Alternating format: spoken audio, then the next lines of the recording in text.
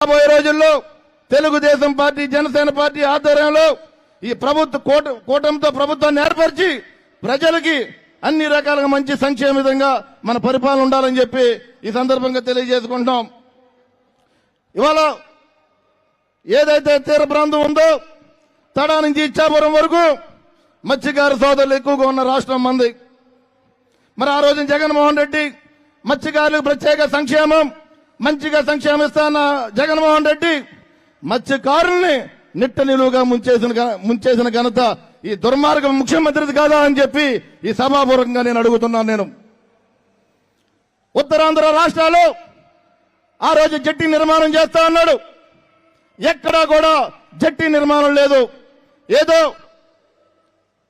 కొంతవరకు శంకుస్థాపన చేసి మత్స్యకారు సోదరుల్ని మభ్యపెట్టే విధంగానే ఈ ప్రభుత్వం ఉంటుందని చెప్పి ఈ సందర్భంగా మనందరూ కూడా